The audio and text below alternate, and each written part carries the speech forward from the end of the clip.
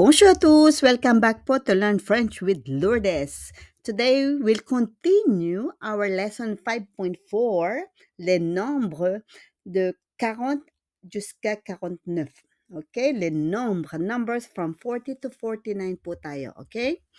And we will do it first with 40. 40 is 40. 40. 41 is 41. 41. Okay? On fait les liaisons.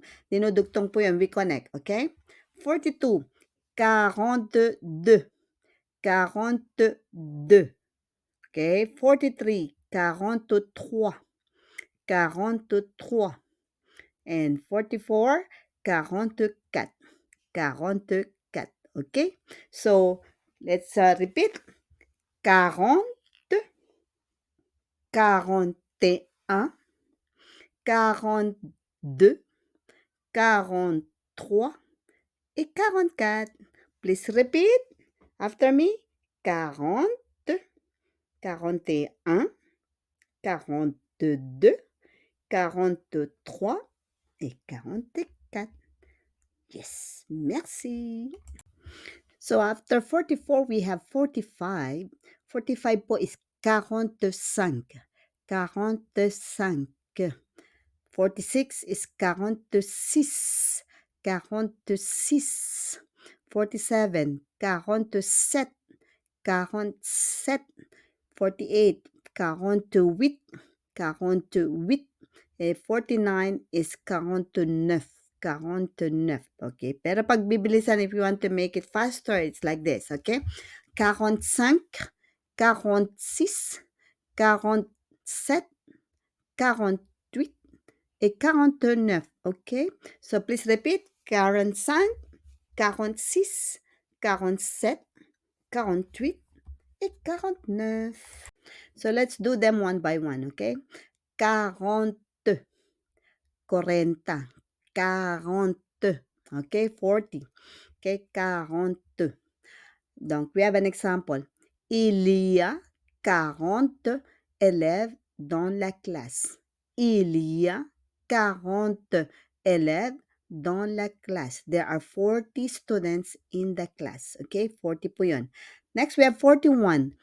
40 plus 1. That's naging siyang 41. 41. Okay? 41. Donc, j'ai 41 messages sur mon téléphone. J'ai 41 messages sur mon téléphone. Okay, téléphone. Okay, I have 41 messages on my phone. Okay po? Okay, let's repeat. 40, 40, 41 is 41. Pakiulit lang po. To practice pa more. After 41, of course, we have 42. 42 is 40 plus 2. 42. Mais en français, c'est 42. 42. 42, OK? Donc, elle a 42 ans. Elle a 42 ans. Donc, she is 42 years old. Okay, next we have 43. 40 plus 3. Sa kaya siya 43. 43. Okay? Donc 43. Le bus numéro 43 est plein. Le bus numéro 43 est plein. Bus number 43 is full. Okay, let's repeat. 42 et 43. 42, 43. Merci. Next number, after 43, lalabas na 44. Okay, bingo na ba yan? Okay, 44. Okay, 44 po tayo. 44. 40 plus 4. So, 40 plus 4. So, magiging siyang 44. 44. Okay? Il y a 44 maisons dans la rue.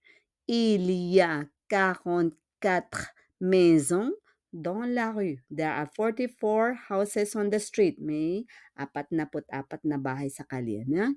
Next, we have 45. 45, 45, OK? 40 plus 5, 45, OK? So, j'ai 45 pommes dans le panier. J'ai 45 pommes dans le panier. We don't pronounce the S with the pomme. Mais j'ai 45 pommes dans le panier. Marami. I have 45 apples in the basket. Okay? So, let's repeat. 44 et 45.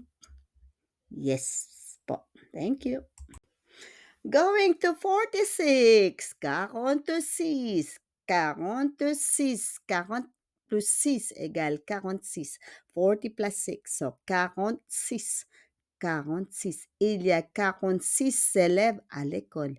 Il y a 46 élèves à l'école. Okay? Then we have 47, of course. 47. 47. 47. Elle a 47 ans. Elle a 47 ans. She's 47 years old. Okay? 47. Donc, 46 et 47. Bingo na ba tayo dyan? Okay, thank you po. So, after 47, of course, we have 48. 40 plus 8. Ganun, it's just the same in French. 40 plus 8, c'est 48. 48, 48. So, il y a 48 heures dans 2 jours. Il y a 48 heures dans 2 jours. There are 48 hours in 2 days kasi 24 plus 24 is 48. 2 days po.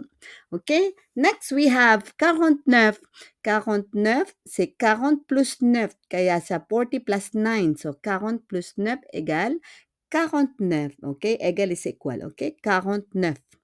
Donc, le livre coûte 49 euros.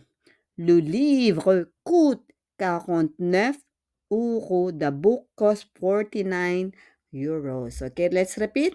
48 et 49. 49. 9, 9, 9. Okay. Okay, thank you po. So, let's sum it up for lesson 5.4. Les nombres de 40 à 49, we have les nombres 40 is 40. 41, 41. 42, 42. 43, 43. Et 44, 44. Let's repeat. 40, 41, 42, 43 et 44. Okay? Please repeat them po. Thank you. And we have 45, 45. 45. 46 is 46. 46 is 46. 47 is 47. 47. 48 is 48. 48. Et 49 is 49. 49. 9. Okay? So, 45, 46, 47, 48, et 49. Huwag pong kalimutan, please don't forget, jusque 49, après we have 50, 50, etc. So, huwag pong kalimutang i-like, i-subscribe, at i-comment, at samahan niyo po ako sa susunod. 50 and above na po tayo. Okay? Merci beaucoup et à bientôt tout le monde. Au revoir.